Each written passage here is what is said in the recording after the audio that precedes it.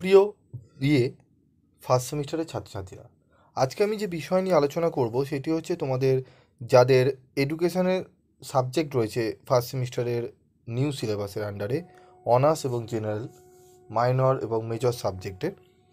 তো সাবজেক্টটির নাম শিক্ষাবিজ্ঞান, এডুকেশন। তোমরা যারা চুজ করেছো তাদের জন্য আজকের এই ভিডিওটি অত্যন্ত গুরুত্বপূর্ণ হতে চলেছে, কারণ আজকের এই ভিডিওতে আমি তোমাদের কিছু গুরুত্বপূর্ণ প্রশ্নগুলো বলে দেবো, যে প্রশ্নগুলো পড়লে তোমরা এখান থেকে 100% প্রশ্ন কমন পাবে।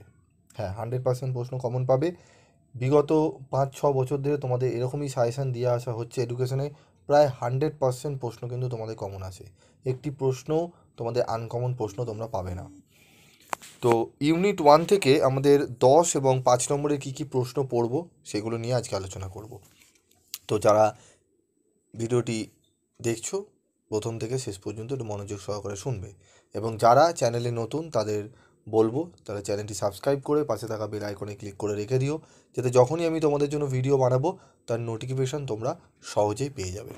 তো দেখো, প্রথম প্রশ্ন মোস্ট ইম্পর্টেন্ট। ডিলর কমিশনের মতে বা আলোকে আধুনিক শিক্ষার লক্ষ্যগুলি আলোচনা করো। এই প্রশ্নটি 100% ধরে নাও প্রশ্নটি আসার সম্ভাবনা রয়েছে। শিক্ষা শব্দের অর্থ বোঝাও, শিক্ষার পরিধি সম্বন্ধে আলোচনা করো।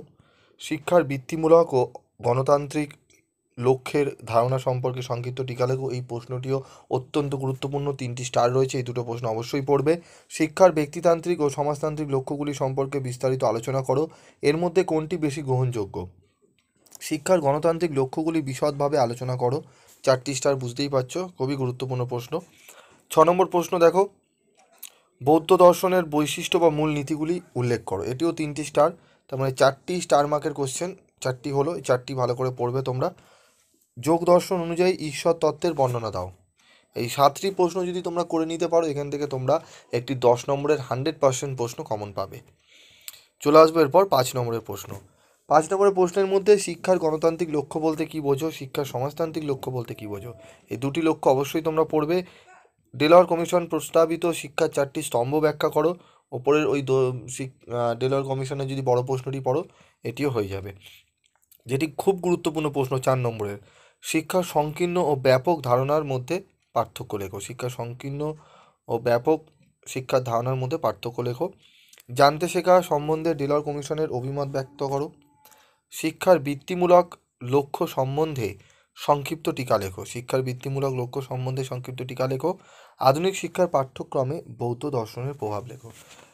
5 নম্বরের 7টি প্রশ্ন তোমাদের দেওয়া রয়েছে, এই 7টি প্রশ্ন যদি তোমরা করো, এখান থেকে একটি 10 এবং একটি 5 প্রশ্ন অবশ্যই 100% তোমরা কমন পাবে। এর বাইরেও তোমরা আরেকটি 5 নম্বরের প্রশ্ন এখান থেকে কমন পেয়ে যেতে পারো। তাহলে 2টি 5 এবং একটি 10 নম্বরের প্রশ্ন তোমরা কমন পাবে।